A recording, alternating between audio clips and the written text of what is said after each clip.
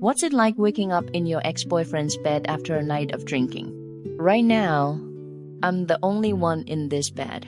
The steady sound of water from the bathroom tells me Alden is still here. And the marks scattered all over my body are reminding me that everything last night really happened. I rake my fingers through my hair, feelings churning between complicated and mortified. Right now, I am desperately envious of people who black out when they drink. Unlike them, I remember every single detail. My name is Corinne Craig, 28, bankruptcy attorney. A month ago, the firm gave me a choice between two cities for an assignment, A City or Lhasa. I didn't hesitate, didn't flinch. I chose a city. It gave me a reason to come back. 3 days ago, our team arrived in A City to handle the handover. Yesterday, I posted on social media with an A City location tag. Quite a few of my university friends stayed here after graduation. When they saw I was in town, they immediately said we should seize the chance to get together. I never expected Alden Shaw would show up too. At dinner, my best friend from university helpfully dug up every single thing I wanted to know, like how Alden still doesn't have a girlfriend, let alone a wife, how he's opened a chain of boutique inns across A City, living quite the charmed life, with pretty girls lining up to throw themselves at him every day. At first, I didn't think much of it, but the more I heard, the more sour I felt. Some friend's sister this, some gorgeous woman that Alden Shaw was certainly living well. While everyone else was talking, I stole a glance at him. Alden looked so different now. When we broke up, he was still some brash guy with bleached hair. Now he's transformed into a composed man who can command a room. Time has been generous to him, not so generous to me. I thought about how I'd been pulling all-nighters for the handover, looking so haggard I could pass for a zombie. Last night I painstakingly put on a luxury sheet mask, and today I did my makeup flawless, meticulous, every detail perfect. My hand slipped on the wine glass and accidentally clinked against my plate with a soft ding. In an instant, every gaze at the table shifted to me. To be precise, they'd all been sneaking glances at me while talking to Alden. Now they could finally stare openly.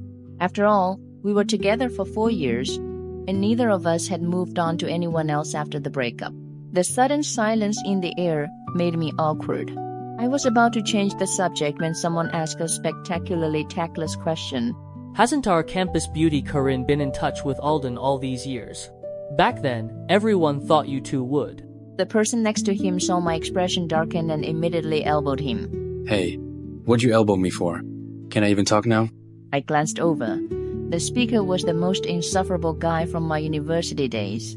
I was already feeling sour, and now this added a fresh layer of irritation. The alcohol buzzing in my veins, I steadied myself and forced a smile. What business owner would want to be associated with me? Though if the day ever comes when you need one, Mr. Shaw is welcome to reach out. Alden heard this and finally lifted his head to look at me. Our eyes met. He gave a smile I couldn't read, the corner of his lips curving upward. Maybe my head was spinning too much, but that smile felt like it had flung me straight back to our university days. Memories surged into my mind, one after another, and I nearly couldn't keep my seat. I sort of regretted that impulsive remark. I felt like a complete fool. Luckily, the dinner table was lively, and soon no one paid it any mind. I got toasted a few more rounds. When the meal ended, some people still weren't satisfied and insisted on karaoke. Someone called out for Alden to sing. I glanced at him instinctively, realizing it had been a long time since I'd heard him sing too. But Alden still didn't open his mouth. The dim lighting of the KTV room made it easy to let your guard down. Alden had drunk quite a bit as well, but he looked far more sober than me. He didn't say anything either. He just kept smoking, and smoking, and smoking, like cigarettes were free. After a few rounds of seat switching, he ended up sitting beside me just as I had my eyes closed, lost in thought. He'd been clutching a cigarette all night, but now he put it down. Alden wasn't looking at me. He was staring at the screen ahead, watching some random music video, lost in who knows what thoughts. No more smoking? You've gotten pretty good at drinking. Back when we were together, he was always so careful about protecting his voice. He never smoked one drag would send him into a coughing fit. After we broke up, I learned to drink anyone under the table. I remember this was Alden's room. It was me who, drunk out of my mind last night, knocked on his door. I suspect he wasn't drunk at all, because he was teasing me like I was a cat.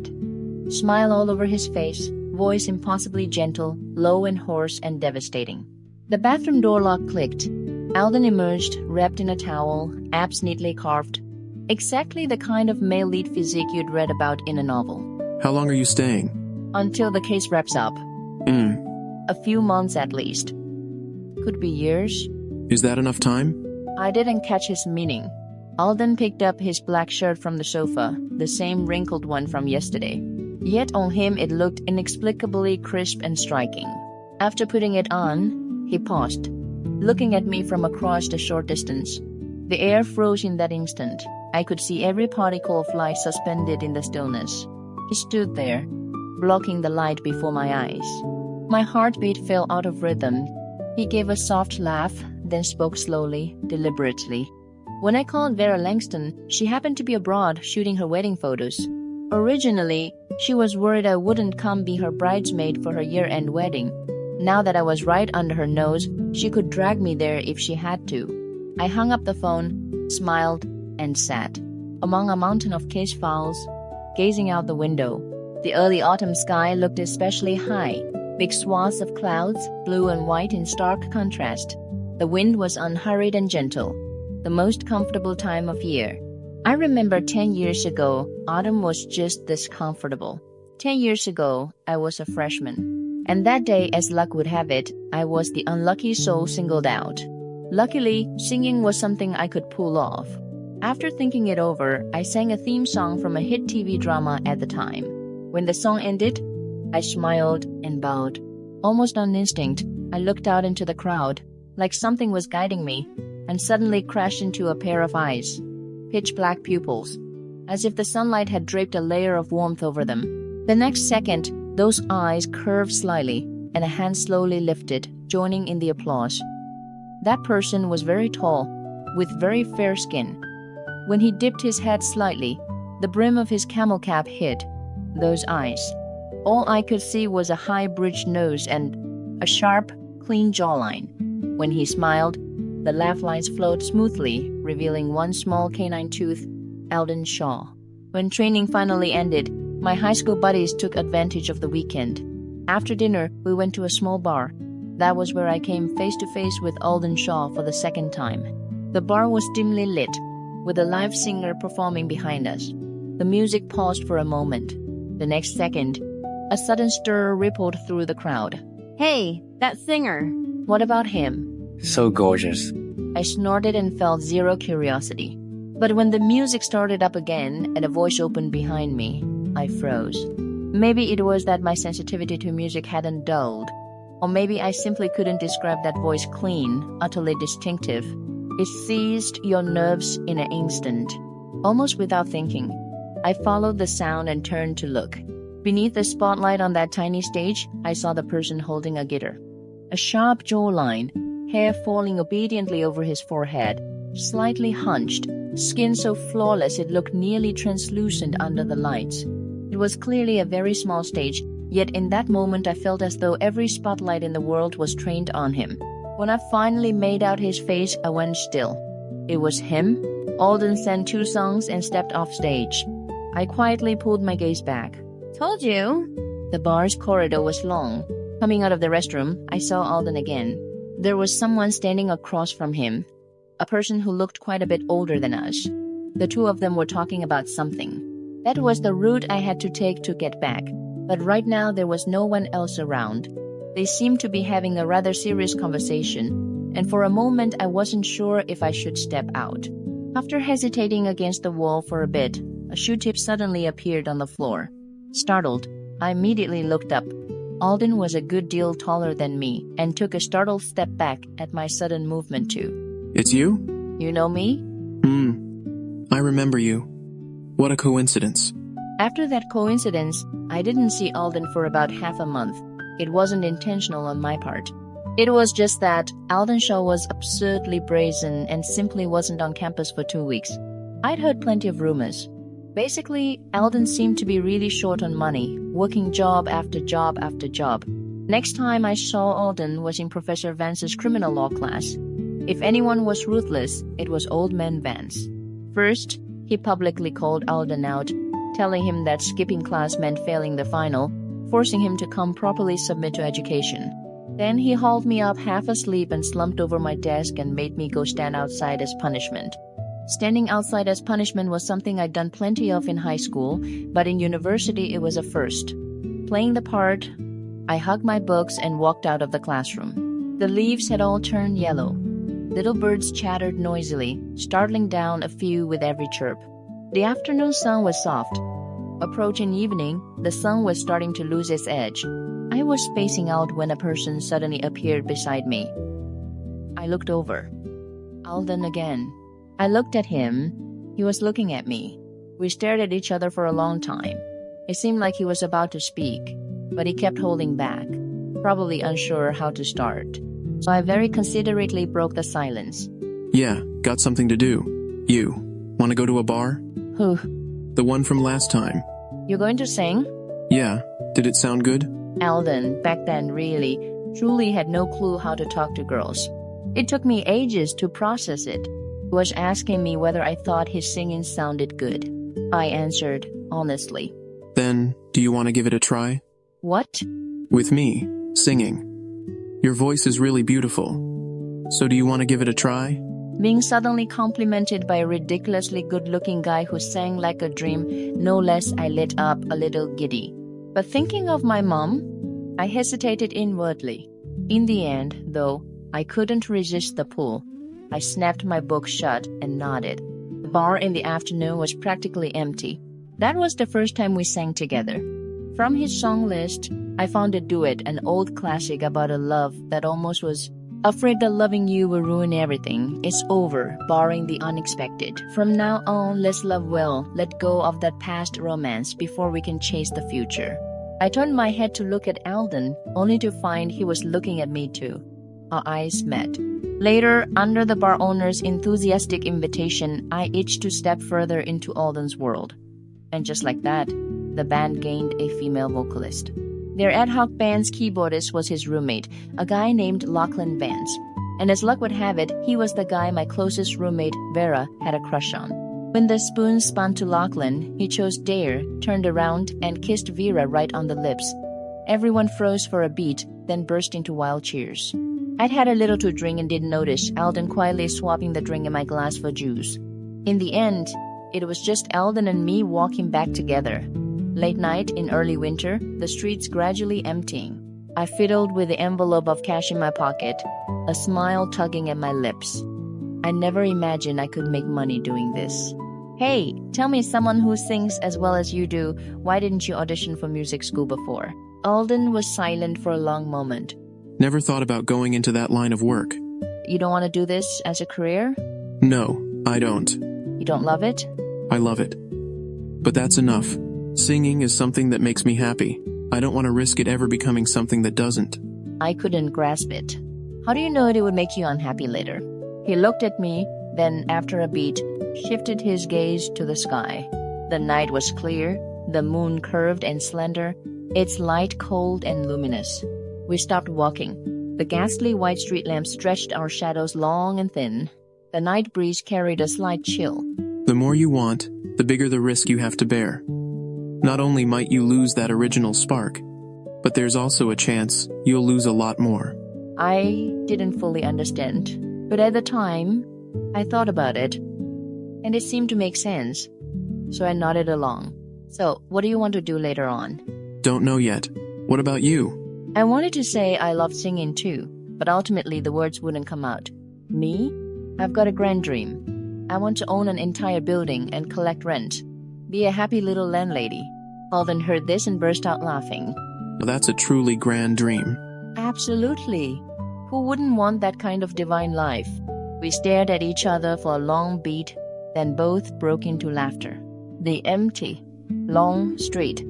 Youth at its prime. Thinking of that, 10 years later, I laughed out loud too.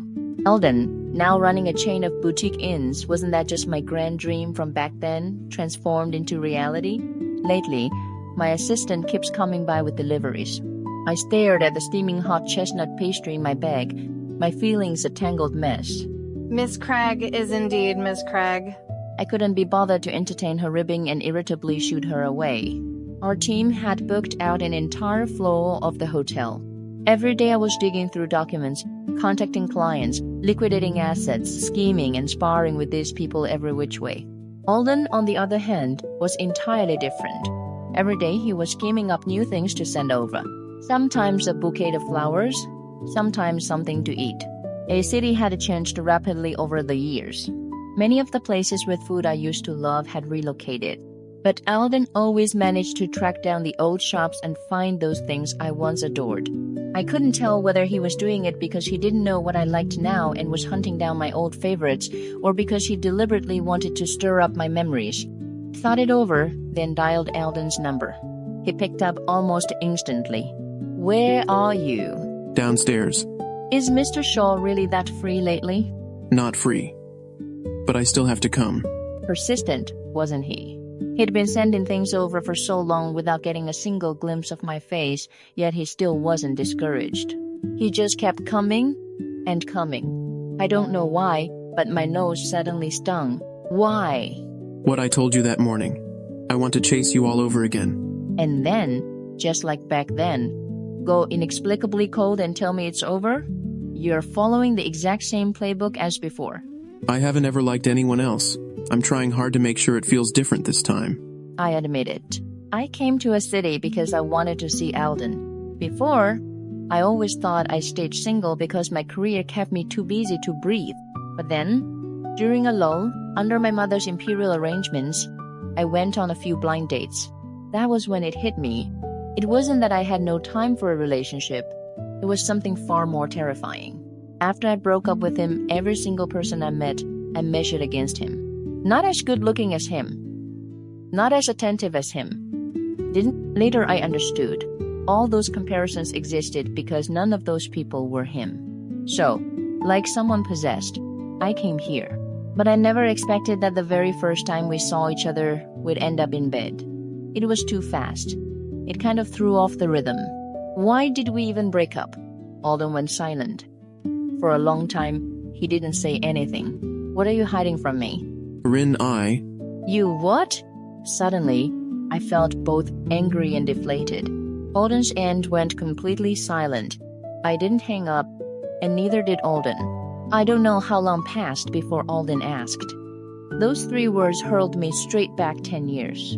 Alden Shaw, on an ordinary day, wore the expression of someone who wanted no one near him. He was practically an iceberg ascetic, untouchable.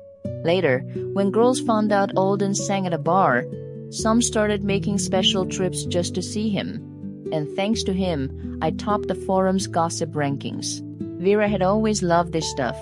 The moment she saw the gossip, she hauled her laptop over for me to see. At the time, I'd been thoroughly failed by a sudden cold snap and a spectacular cold.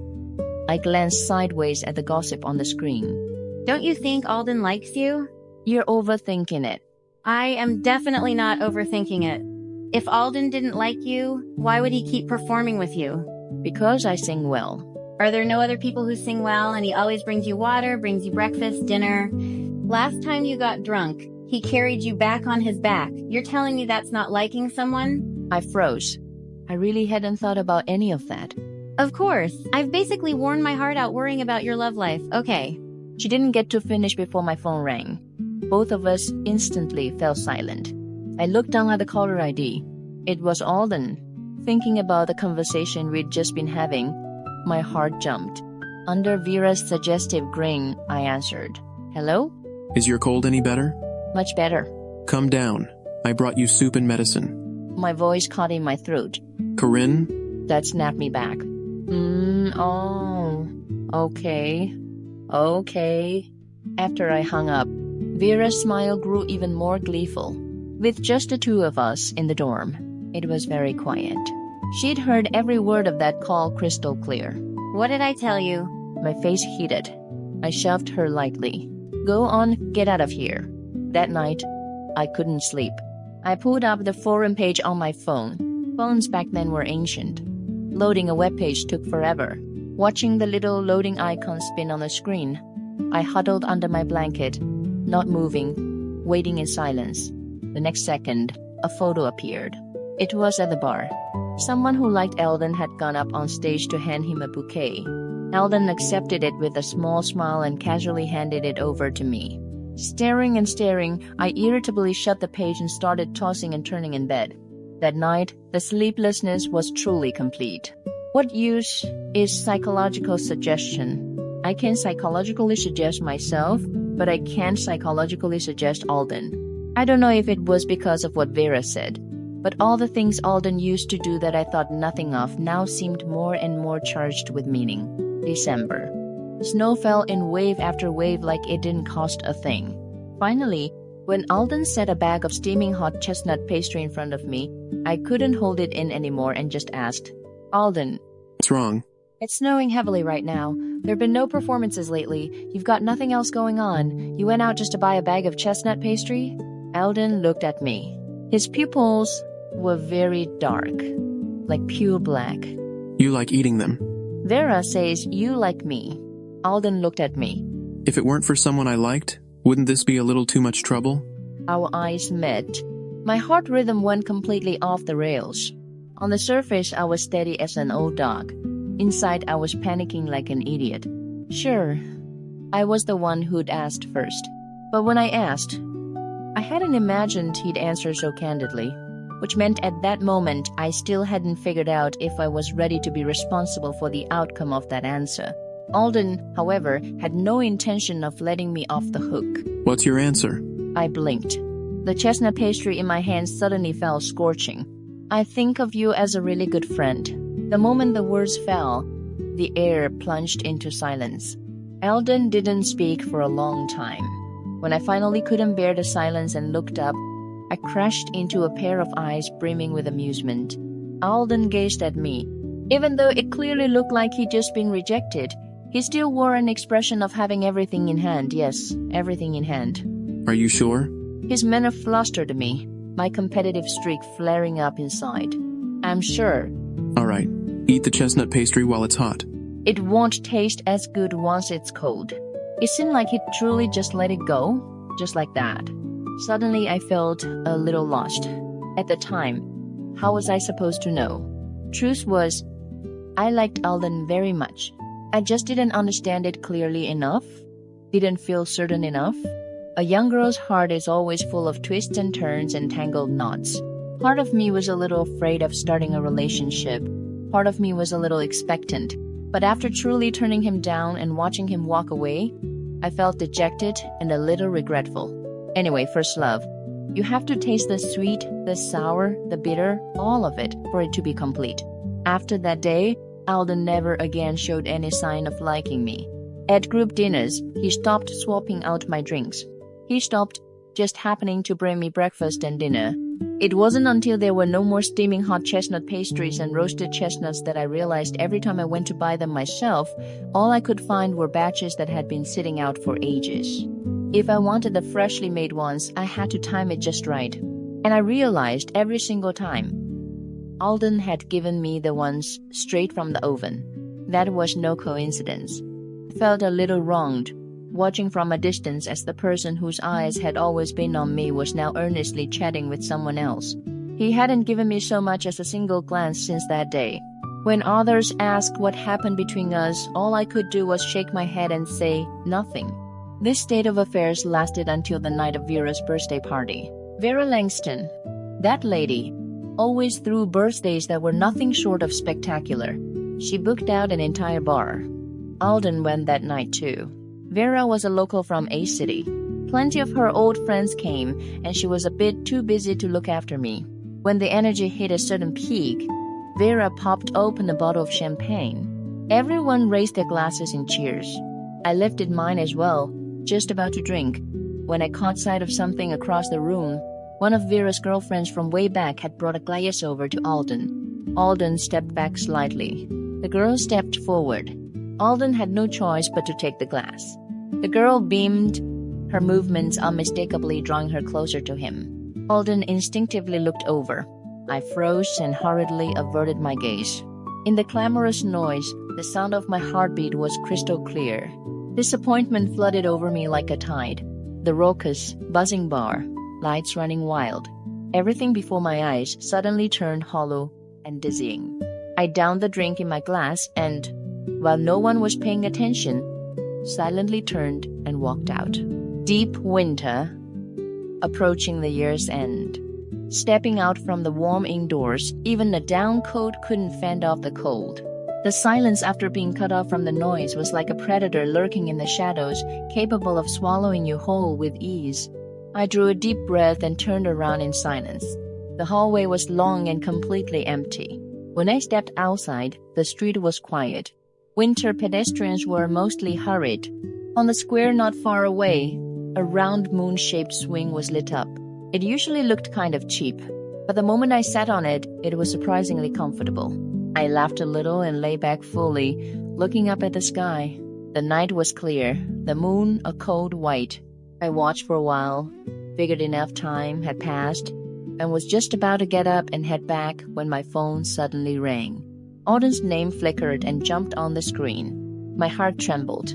The buzz I'd suppressed with a cold wind now seemed, in this moment, impossible to hold down. Before I knew it, I'd already answered. I lifted the phone to my ear and let out a hello, a puff of white mist forming before my eyes from the warm breath. On the other end, the boy's voice was likewise soaked in alcohol. I distinctly detected a thread of tenderness in it. "Hello, is this Miss Corinne Craig?" I had no idea what he was playing at, but I played along anyway. Alden said, "I'm an agent with Guardian Insurance. Would you happen to be interested in purchasing a policy today?" His dead serious tone succeeded in drawing a laugh out of me. My mood instantly brightened a little. I asked, "Oh, what kind of policy?" He answered, "Love Assurance. Policyholder Corinne Craig. Insured Corinne Craig. Alden Shaw provides the exclusive, one and only guarantee." I pursed my lips and answered, "Crisp and clean. Not interested." "Oh." He drew out the syllable, sounding deeply disappointed. I laughed at that and sat up on the swing, holding the phone with a grin. "How much have you had to drink?" "Get it together." Mid-sentence, I happened to turn around and spotted someone standing not far behind me. Do you know what it feels like having your heart skip a beat? In the pitch-black night, approaching the year's end, the square was strung with colorful lights. The few moon-shaped swings beside me were lit up too. He was still holding the phone to his ear. My phone was still pressed to mine, not yet lowered. Alden wore a long black downcoat. He was tall, standing like jade, his skin pale. The next second, I saw him speak. As he walked toward me, his lips moved. The sound came a beat later through the phone by my ear. He asked, "Corinne, how about a kiss?" By the time I came back to my senses, he was already standing before me, a boy's triumphant smirk. "If you don't answer, I'll take that as a yes." The face before me suddenly zoomed in. Then warmth pressed against my lips. My eyes flew wide open instinctively. And just like that, we were together.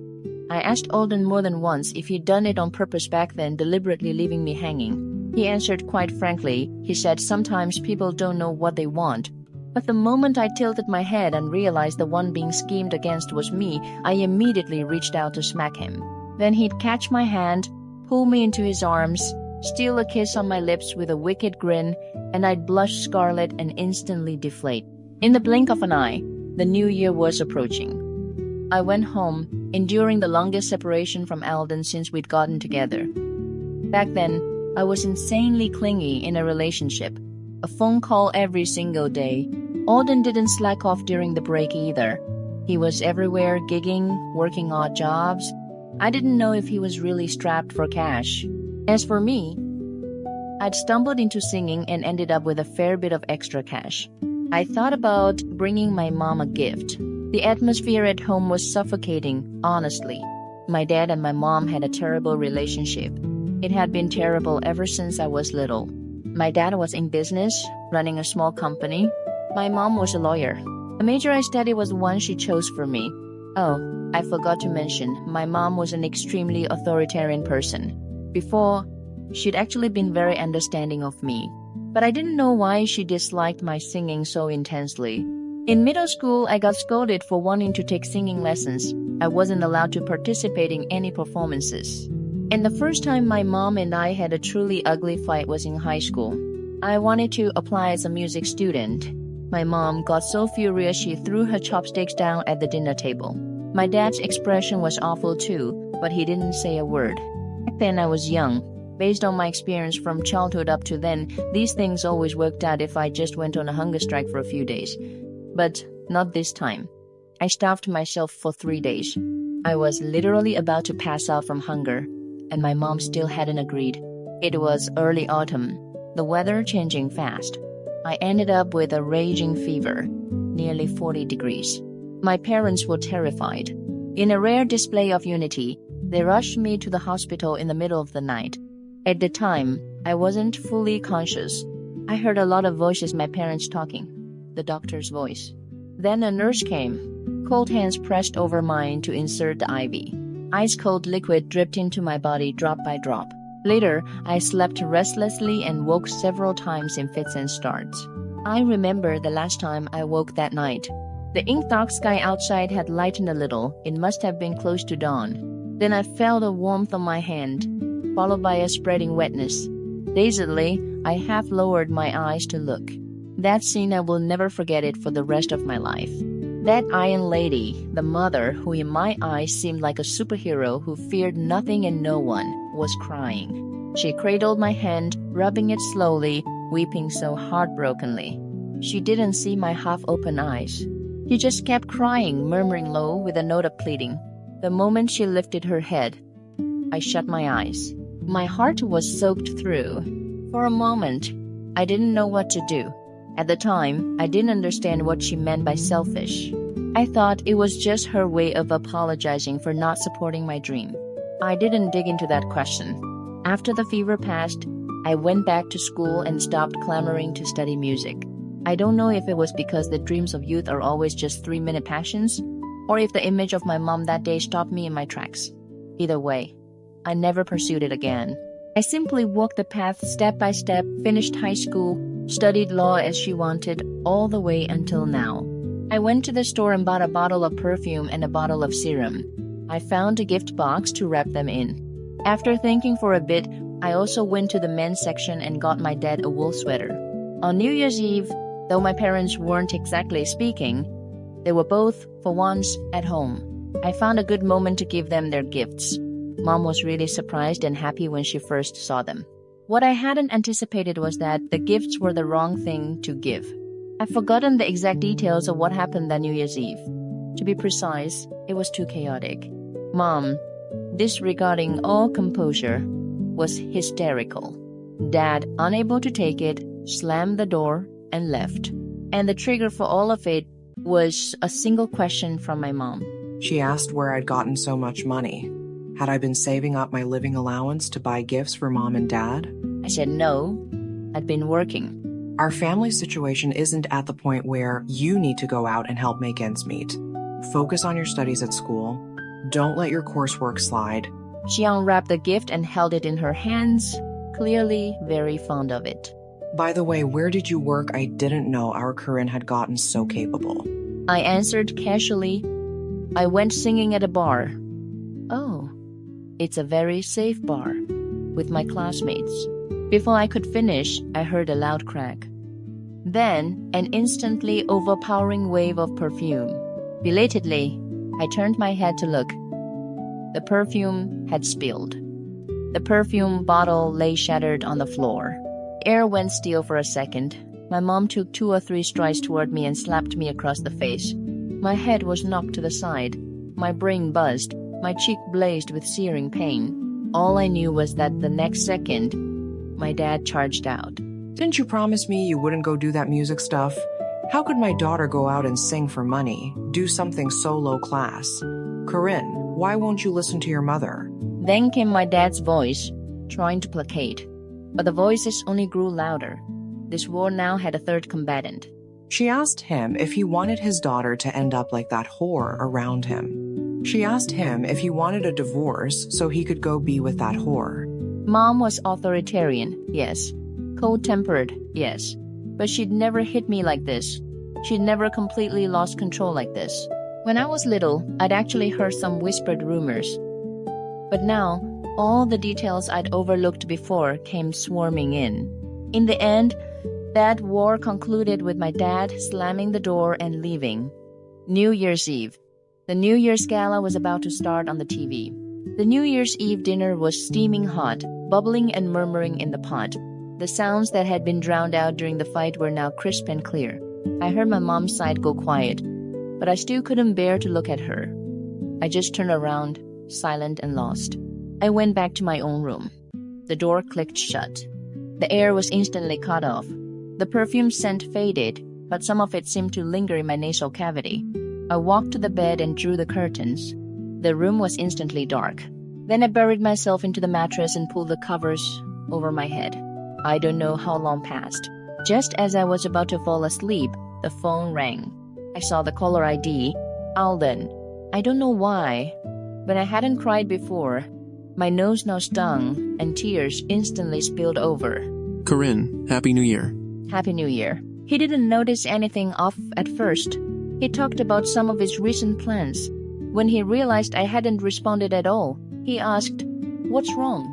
Tears soaked my pillowcase. Alden froze. He called my name. I cried in fits and starts, unable to stop, my words coming out jumbled and incoherent. I said I'd wanted to study music before, but Mom wouldn't allow it, and I was a good girl, so I didn't. I said the conflict this time seemed to be because I'd gone singing at a bar. I said Mom cursed so viciously. She said something about a whore, about Dad caring about some other woman. Was it because Dad had done something to betray Mom? I talked for a very long time. Eventually, I said that ever since I was little, walking on eggshells around Mom, how my parents were always so coldly polite to each other. I didn't know, as I told him all this, that this boy was standing downstairs from his rented apartment. He hadn't gone home for the New Year this year, because he was about to reach his limit with a person in that home. But in the end, he still didn't say it, because the girl seemed to need comfort more than he did. New Year's Eve. At some point, snow had begun to drift down from the sky. Alden stood in a back alley behind his bar, his guitar propped by his feet. As white specks dotted his shoulders, he exhaled softly, a puff of white mist. Unlike where I was, with firework bands, nearby, the crackle of firecrackers suddenly went off. He lifted a hand slightly to cover one ear and listened quietly to the girl on the other end. In the pitch-black night, a night that should have been about family reunions and festive cheer, he listened to his girl, crying, pouring out all the years of walking on eggshells and buried heartache. Finally, her voice grew fainter and fainter. The New Year countdown about to begin. His phone, battery low, had beeped warning several times already. At last, just as I was about to drift off into silence, Alden flexed his nearly frozen fingers. He spoke into the receiver. Drowsily, I heard him call my name. I responded, half asleep. Then, I heard his voice, low and hoarse, come through the receiver. That time my dad left. It alarmed my grandmother's side of the family. The next day, when my mom and I went to pay New Year's visits, my dad was sitting ramrod straight on my grandmother's sofa. My grandmother played peacemaker and told my dad to apologize to my mom. My dad's face was rigid. For a long time, he didn't say a word. Before, whenever he fought with my mom, he would always eventually bow his head. But this time, he didn't. In the end, it was my mom who spoke first. Worn and tired, she said to my grandmother, "Mom, let it go." I buried my face in my scarf, my cheek still slightly swollen. The next morning, as soon as we got up, my mom had been so heartbroken. She brought me an ice pack. Every time I saw my mom like that, my heart ached. My hand bumped into something in my pocket. I touched it, then pulled my hand back. It was a thick stack of New Year's money that Mom had given me that morning. Even her meticulous makeup couldn't hide her exhaustion. She'd held this money and told me, "Corinne, stop singing." Whatever you want, Mom will buy it for you. A little stubborn, the tip of my nose stinging, I asked in a hoarse voice, "What if I love it?" Mom gave me a deep look and ultimately said nothing. The matter was set aside, just like that. Truthfully, as long as I wasn't at home, I could almost forget these things. The break ended, and life went on as usual. The second semester of freshman year was just as intense, with fewer activities than the fall. My days, apart from classes, were spent singing with Alden. In between, my mom called a few times asking where I was. Sometimes she'd call while I was at the bar, and I'd lie and say I was in the library. My mom told me to study hard and aim to pass the bar exam by junior year. After that, I could go to grad school or join a firm, whatever I wanted. I agreed readily, but my follow-through lagged far behind. The relationship between my parents seemed to grow colder and colder, and I hated going home more and more. Sometimes, hearing them argue so viciously, I wanted to ask, if it's like this, why not just divorce? But in the end, I never did. Throughout that period, Alden was by my side. Alden seemed to have infinite patience with me. He was only a little older than me, but he seemed so much more mature. He could pull me out of my negativity, easily coax a smile out of me. Junior year, for convenience, he and Lachlan rented a place off campus. That was when I discovered he was an incredible cook. He made whatever I loved to eat, and I loved nothing more than causing trouble while he cooked. Once during a break, I went home. My dad wasn't there the entire break. Judging by my mom's face, they'd fought again. I went back to school a day early. Alden came to get me. He pulled my suitcase all the way back to his rented apartment. When I stepped inside, I saw the floor by the door covered with grocery bags. Just as I was about to ask, he'd already tied on an apron and headed to the kitchen, casually rattling off the day's menu. I laughed when I heard it all my favorites. His guitar sat by the door. On the shoe rack beside the guitar sat my pink slippers. On the next shelf were Lachlan's and Vera's. Those two weren't here today. Looking at the guitar, I suddenly thought of the first time I ran into Alden at the bar. Back then, we were so far apart. But now, this person who shone no matter where he was washing his hands to make soup for me. It was a very subtle feeling. I watched his back. The apron was that yellow Pikachu one I'd bought him. I stood behind him and tugged on the apron strings. Alden turned to look at me, a kitchen knife still in his hand. The scene was so ridiculous I couldn't help but laugh. What are you making? Spotted Abe and winter melon stew. My absolute favorite. He turned back around, his knife work fluid and effortless. I know you love it. That's why I'm making it. I sniffled and said, muffled, "You're so good to me." Alden heard it and turned around again. This time he put the knife down and even rinsed his hands under the tap. Finally, he wrapped both arms around me and brought his mouth close to my ear. If my girlfriend is unhappy and I can't cheer her up, then what use am I as a boyfriend? His words fell, and he released me, pulling me against the counter behind him. He bent down to meet my eyes, his gaze warm and soft. But your boyfriend is a little slow. This was the only thing I could think of.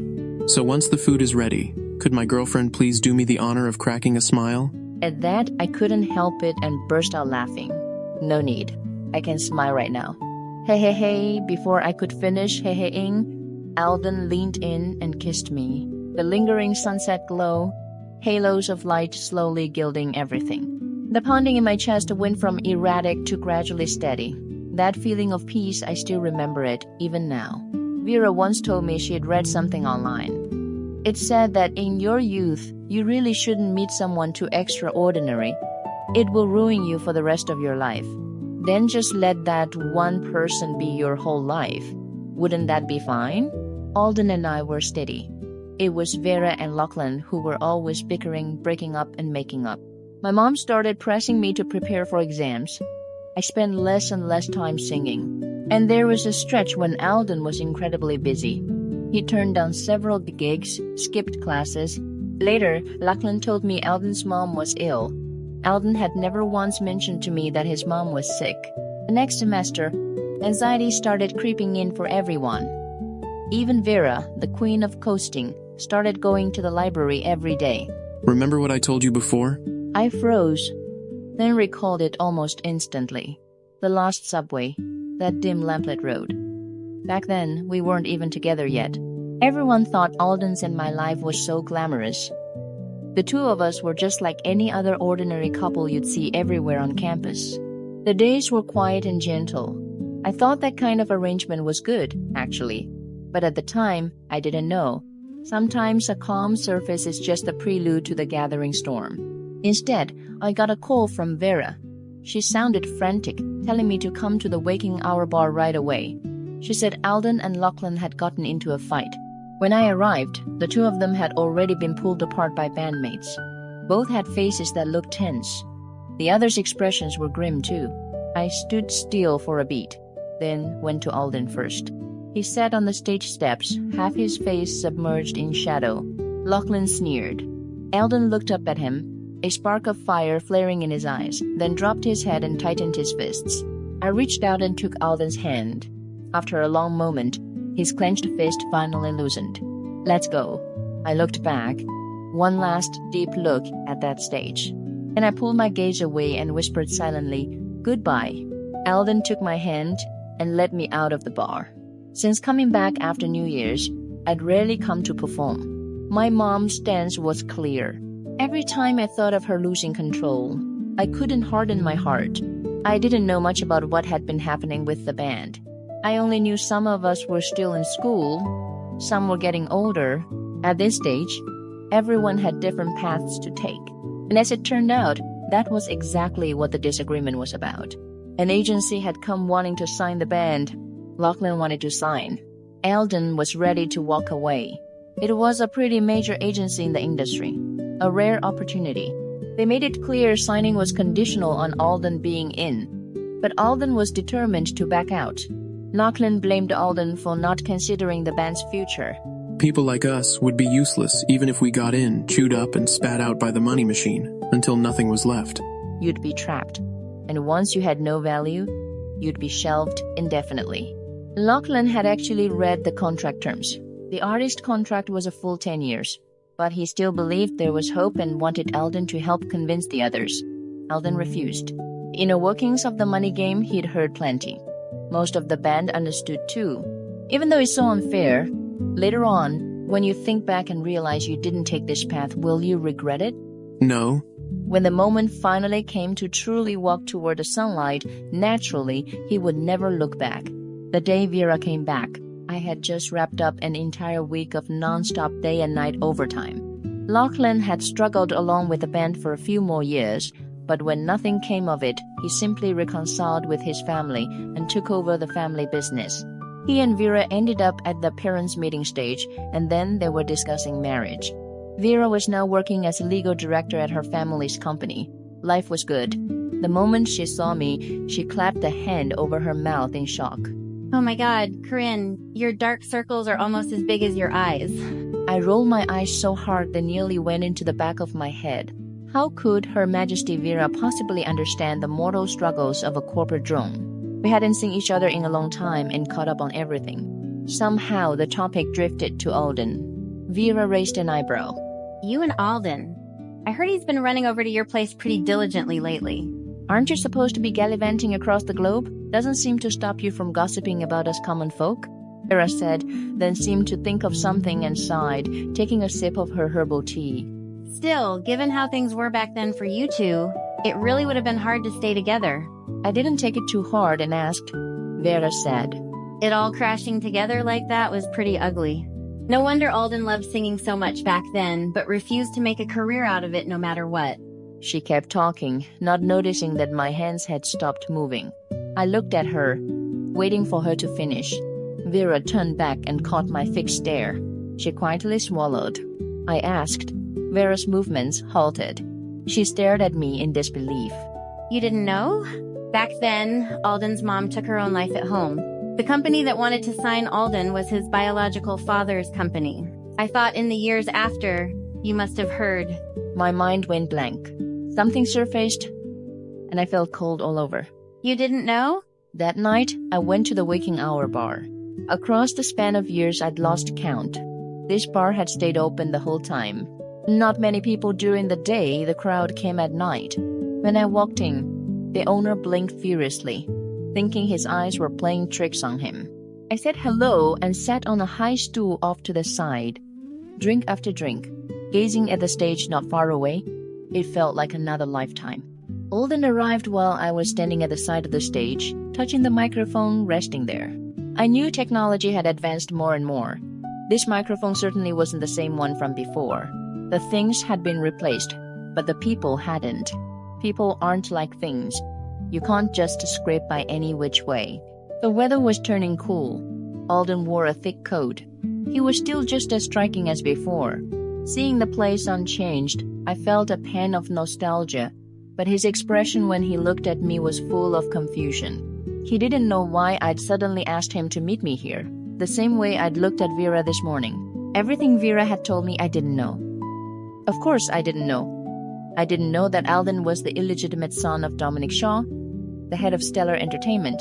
I didn't know that his mother, Elaine Whitmore, had once been a performer, someone who lost herself in that world of fleeting glamour, who, to climb higher, had an affair with Dominic while he was already engaged, and gave birth to Alden. I didn't know that when the legitimate wife's, Rosalind Sayers' son, got himself thrown in prison for a crime, the old man wanted to bring Alden back into the fold, which was why he wanted to sign our band.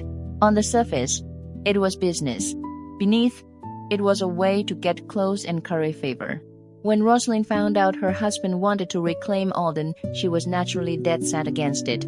She went to harass Elaine. Elaine, after giving birth to Alden, had been publicly exposed by Rosalind as a mistress who got pregnant and was utterly ruined.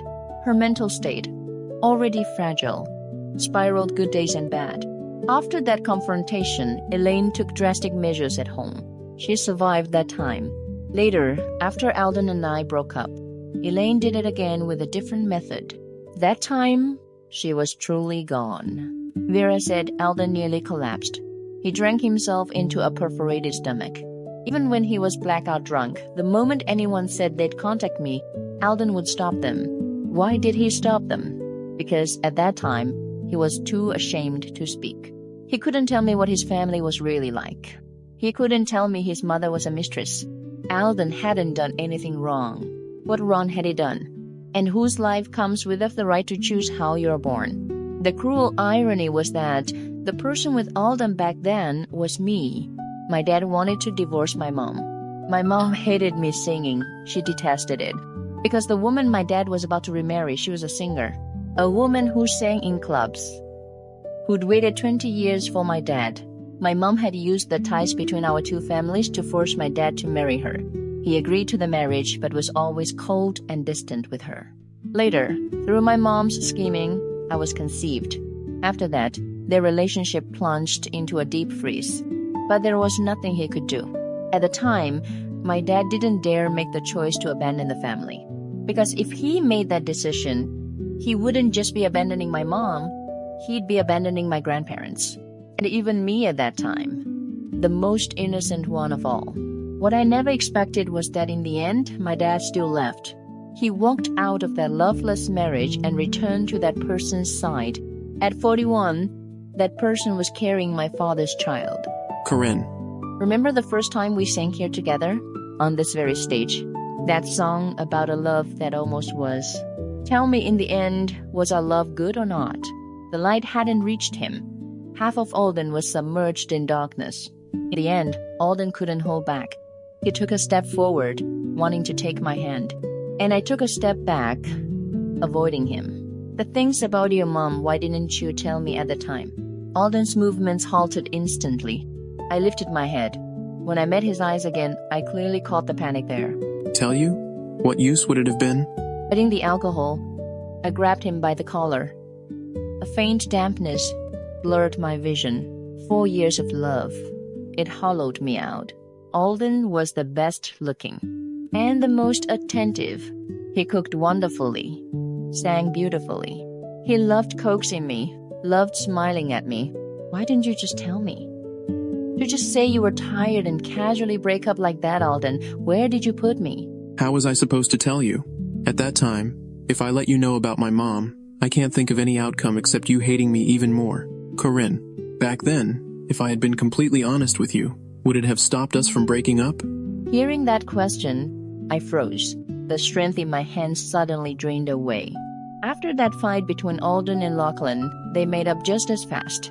Two grown men, sitting at an open-air food stall, drinking and talking about old times. I'd been through all those times with them, and I couldn't help but feel the sting of tears.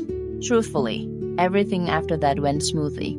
I passed my exams without a hitch, started my internship, began planning the next steps. Some people in the band were leaving. We went to the bar for one last performance. The bassist, the big brother who was heading back to his hometown today, was 27. He'd had a few drinks and clapped Alden on the shoulder. All this drama in our band, man. I think you're way too stubborn. Alden was silent for a long while and said nothing. Then he poured himself a glass of liquor and downed it in one go. I was silent too. I didn't say anything. They all thought my ties to the band were the shallowest, a latecomer who just came to sing like it was child's play. People liked me. I'd made some extra cash by happenstance, and if I didn't want to do it anymore, I had a path to retreat to. But sometimes, I too wanted to give everything to this path, with no way to retreat. The big brother smile held a chill. When we first set out, our heads were just stuffed with that word dream. Now I think about it before 25, saying that word is passion. After 25, saying that word is a joke. The only ones who can refute me are either still young, or have endless family money, and don't have to worry about putting food on the table, living free and easy. After he finished, the three of us sat in silence. Alden went to the restroom and didn't come back for a long time. I went to look for him. I found him leaning against the wall, lighting a cigarette. He took a drag and immediately choked. He still didn't know how. I rushed over and patted his back. The moonlight above was cold and clear. I suddenly thought of the day we got together. He'd bent down and kissed me, and over his shoulder I'd seen the moon. The smell of smoke made me frown. If you can't smoke, then don't. He was silent. Then he tossed the cigarette and lighter aside and pulled me fiercely into his arms. Did I do something wrong? Not doing something you can't do isn't wrong. I didn't use the word don't want to. I used can't. No one saw the disappointment in my eyes when Lachlan asked why I wasn't coming to sing anymore. And no one knew how often I sat in the library and thought of that stage after the bustle had cleared. No one noticed that I stayed until the very end, secretly glancing back, gazing at that place for a long, long time. Truth is, I'm a weak person. Sometimes I really hate it, but it's true. I can't bear to say no to my mom. I wrapped my arms around Alden's waist and patted his back through his down coat. You know, when I was little, I wanted to take singing lessons, and my mom hit me. When I got older, I wanted to study music, and she cried the whole night. Before, I thought she just didn't want me falling behind in school. But a while ago, when I told her I was singing, she still lost it, just as badly. My mom is normally someone so meticulous, not a single strand of hair out of place. Every time someone like that shows weakness in front of me, I absolutely can't handle it. When I was little, I had a terrible fever. In middle school, appendicitis, and so many other times when she was utterly undone. I saw them all. It broke my heart for her. And I knew that to her, I was the one love she could never sever. As someone's child, you have to carry that love. To someone like me, I'll say I don't want something even when I do, because I'm terrified of seeing her cry. The moment she cries, all I want is to promise her anything. My mom's state now is actually much better. Sometimes divorce really is the cure for 100 poisons. After she truly let go, she was finally able to look at that marriage clearly. Later, I heard her say on the phone with my grandmother, she said, "Don't blame my dad." She was the one who forced it from the start. When I went with her to visit my grandmother, we ran into my dad and that woman. That person had given my dad a son. My mom looked at the little boy, even walked over and gently squeezed his tiny hand. I saw my dad's body tense up, like he was afraid my mom might do something to the child. But my mom only turned back to look at me. Corinne, he reminds me of you when you were little. Even later, she even asked if I wanted to go sing. Forget it, I'm 26. People told me that still talking about dreams at 26 was a little childish. And besides, my life right now was pretty good. I'm sorry. My nose suddenly stung. Hey, what's there to be sorry about? In this life, you just pick a few ways to live and go with them. Is there any path without regrets? She got better and better. So did I. But that was later. Even though she would later become this well, I would never forget that day. It was the most ordinary day in spring. Spring of senior year, leaves budding, everything reviving. I was walking back to the dorms from the classroom, my internship materials in my arms. I'd pulled an all-nighter writing a report yesterday. My whole body was groggy and heavy. Back in the dorm, I slept through the entire afternoon. Around dusk, I woke up parched. As I fumbled for my cup, the glass slipped from my hand and shattered. The sound of breaking glass thoroughly chased away my drowsiness. I opened my eyes, about to get a broom to clean up the shards, when I saw my phone screen light up. The phone had been on silent. Over 10 missed calls from my mom. For some reason, the sight instantly jolted every nerve. The next moment, I called her back. In the still air, I heard my mom's shrill voice. I had never heard her so unhinged, not even when she was fighting with my dad. Corinne, why didn't you pick up? Corinne, you're all Mommy has left. I got on a train home. Both Alden and Vera kept asking what had happened. I didn't know how to tell them. On the train, I got a call from my grandmother. The signal was bad, cutting in and out, but I still pieced together what she was saying. The rumors I'd heard before, they were all true. My parents' marriage, my mom really had forced it. I thought of my mom and suddenly felt utterly helpless. After so many years of obsession, how was I supposed to go home and comfort her? I don't know how to describe that stretch of time. Dark, desolate. I watched my mom cry day in and day out. She'd wake up crying in the night too. Uneasy, I went to her room to sleep beside her. When I held her at night, I could feel her bones clearly. Fullness she once had was gone. In just a short span, she'd grown so thin she almost hurt to hold. I was dark and gloomy during that time too. And because of that, I started dumping all that negativity onto the people closest to me, Vera, Alden. I forgot that my parents' marriage, my mother's forcing it, might have been the root of the disaster. But at the time, seeing her in so much pain, I couldn't think clearly anymore. Vera could jump right in with me, cursing my father, cursing the other woman. But Alden, after hearing the whole story, could only stay silent. I don't know how many times I complained. Why won't you say anything? Don't you think my dad is despicable? Don't you think my mom is pitiful? Alden never said a word. One late night, I got a call from Alden. In your eyes, is that kind of woman truly beyond forgiveness? I thought I'd misheard. What are you saying? Does a mistress who destroys someone else's family deserve forgiveness? Alden, what's wrong with you? I wanted so badly to ask him what had been going on with him lately. Why he couldn't offer me even a word of comfort. Why his calls were growing fewer and farther between. I didn't know that at that moment, Alden was standing outside his mother's hospital room. After refusing his father's demand to groom him in music, he'd had a terrible fight with his mother. He felt sick.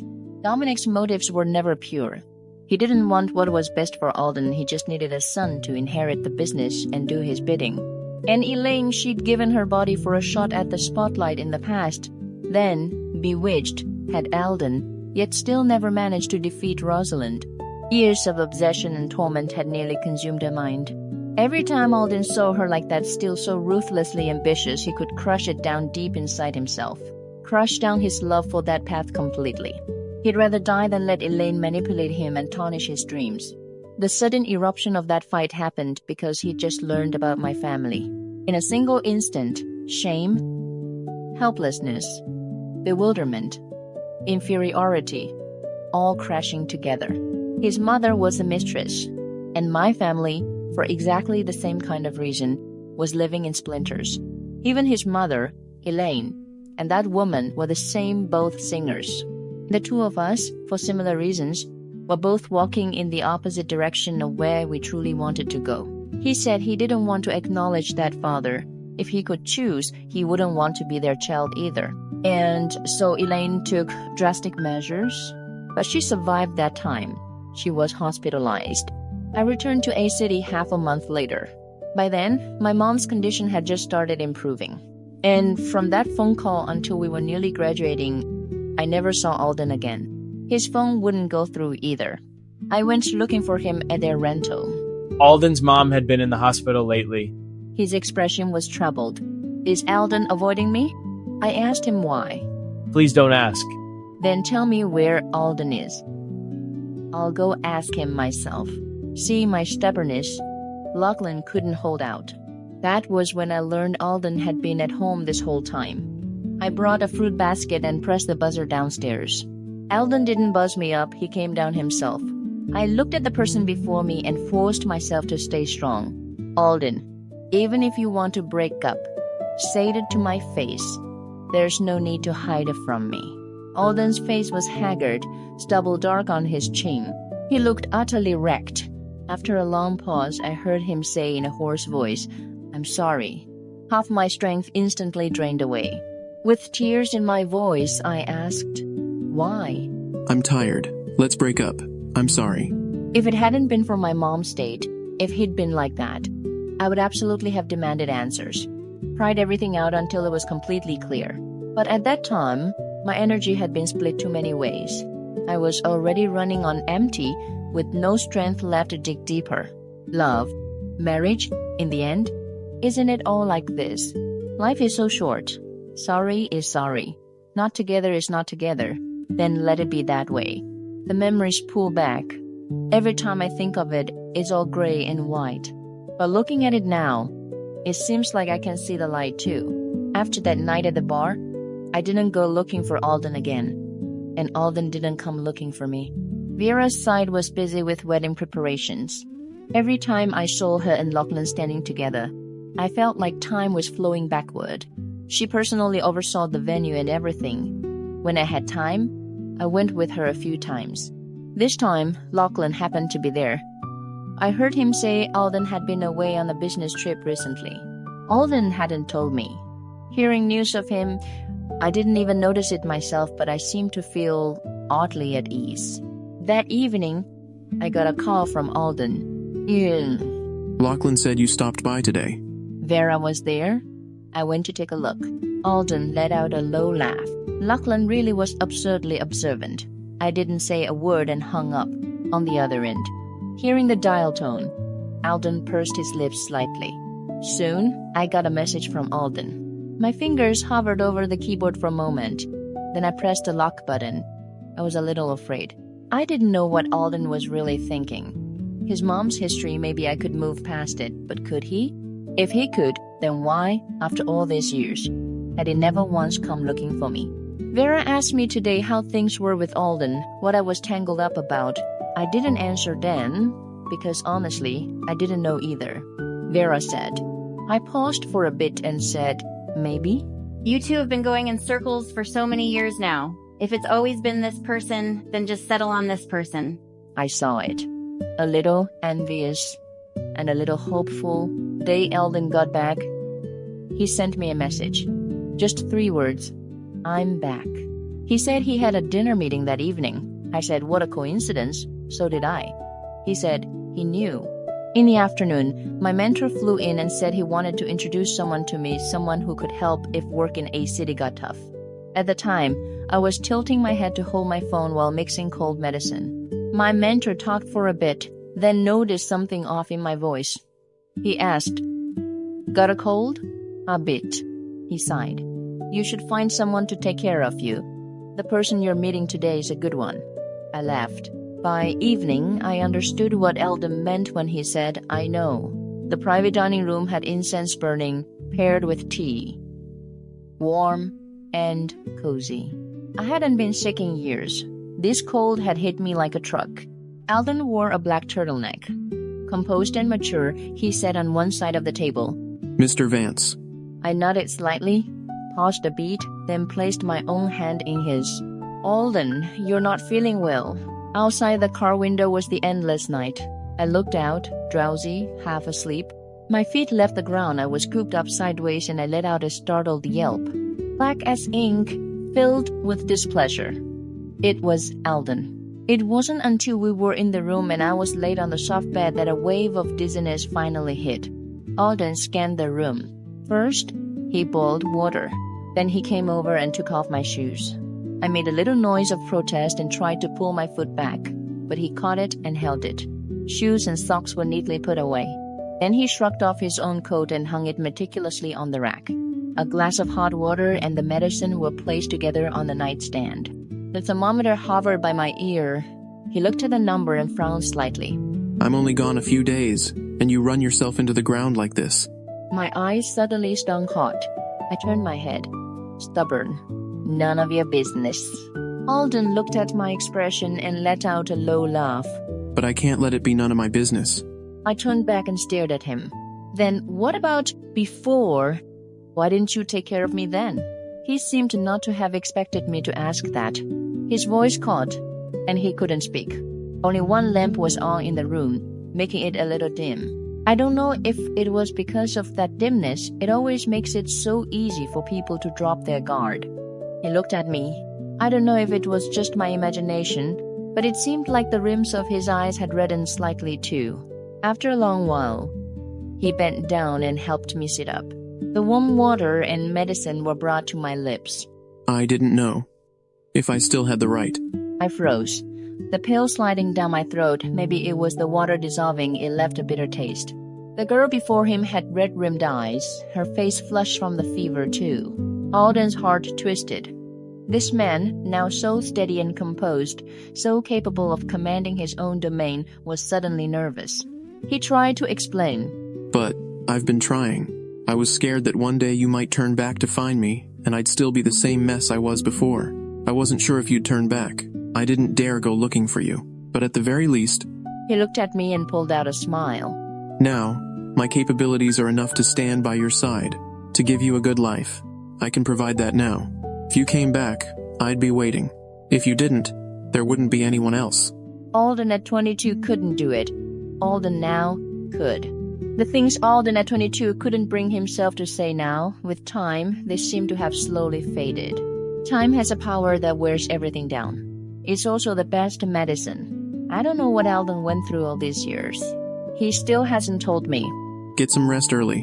I bit my lip, a little stubbornly, and stared at him. In the end, the fever still burned my heart and easily broke down all my defenses. Stay with me. Alden looked at me and smiled faintly. He lay down on his side, beside me. Our breathing gradually steadied. Half asleep, half dreaming, I followed the warmth beside me and pressed close. My hotel room was a suite. Pots, pans, dishes, every kitchen tool you could need. Lately, Alden's role had been cook. It wasn't that we planned it this way, I was just too busy, and every time he tried to take me out, the timing never worked. Eventually he stopped pushing. Worried about me living on takeout every day, he simply moved himself in and started cooking for me. Life seemed to change completely with just one person's arrival. Now I'm 28. Alden's the same age. Alden at 22 gave me heart-fluttering excitement. Alden at 28 gave me peace. He caught me spacing out and snapped his fingers in front of my face, his tone deeply aggrieved. I let out a sheepish laugh and quietly picked up my chopsticks. Vera's wedding was after New Year's, on January 5th. I was the bridesmaid, Alden was the groomsman. The wedding lights were gorgeous and warm. I gazed at Vera not far away, and my eyes suddenly stung. Alden noticed me dabbing the corner of my eye and stepped behind me. I shot him a look. Alden smiled again. My face burned. The wedding reached the bouquet toss. Nearly all the single women were eager and ready. I clapped along, but my heart felt a little hollow. I stole a glance at Alden and realized Lachlan had long since dragged him away to fend off drinks. I threw on my coat and walked out to the garden behind the hotel. I checked Alden. A warmth spread through my chest. I answered. Hearing it, I first froze, then smiled. On instinct, I turned around to find the person. And very easily, I did. Alden was holding a huge bouquet of champagne roses. He was still in his groomsman's suit, walking toward me step by step. Alden was so much more mature now, but he was still gentle. I reached out and took them. My heart warmed, but I still pursed my lips in dissatisfaction. I looked closer. Nestled within layers of petals, a diamond ring lay right in the center. His long fingers picked up the ring, and then he took my hand. He was nervous too, clearing his throat lightly. Alden's eyes were earnest, and he spoke slowly. deliberately. He looked at me with such intensity that the world seemed to stop. Before, it has always only been you. After this, it will only ever be you. Human life really is not that long. I do not want to waste a single minute from now on. Marry me. It was just the two of us in the garden. When he was not speaking and I was not speaking, the silence was beyond description. My eyes burned hot. I covered my mouth with my hand and nodded. Choking up, I said. Alden drew a deep breath, then suddenly seemed to realize something. As he spoke, his knees started to bend. He scooped me up in one smooth motion and spun me in a circle. Alden looked down at me and asked. And just like before, he did not wait for my answer before leaning in and kissing me. The moonlight was just as it used to be. The moon is still that same moon, and you are still that same you. After Elaine's drastic act, her mental state fluctuated wildly, good days and bad.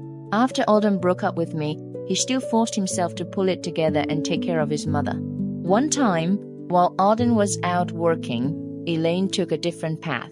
She was gone. At that point, Alden completely fell apart. He became a wreck. Lachlan hauled him out of a bar and punched him hard. Crying like a child, mumbling over and over, Lachlan sighed and gripped Alden's shoulder. Lachlan watched Alden's life slowly get back on track, desperate to prove himself, desperate to stand back up. He even fell gravely ill once, fever burning relentlessly. Vera said with determination. Alden's eyes flew open. His hand clenched into a fist, and the IV tube instantly turned crimson. The blood had backed up, just like his eyes blood red. Don't call her. Don't tell her. Vera cried. Only then did Alden's grip loosen. So Vera called me? She put it on speaker. I asked her what was wrong, why she was crying. She said she'd fought with Lachlan. I said. Vera said, crying, I only learned all this after Alden and I got married. The brutal first 3 years Alden went through, and then the next 3 years, Vera and Lachlan fought, broke up, made up. Alden's side gradually stabilized too. He never mentioned me. They all started to think, slowly, that Alden had let go, and Alden's story couldn't stay hidden forever. It got around their circle. They all assumed I'd long since found out and simply chosen not to come back. But how could it be so easy to let go? Someone you loved that fiercely when you were young. Love may be spoken aloud, but the deepest love is buried in the heart. Until later, I came.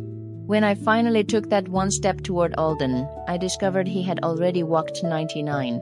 Only that very last step had to be taken by me toward him. And me? Taking that step, I had no idea how lucky I was.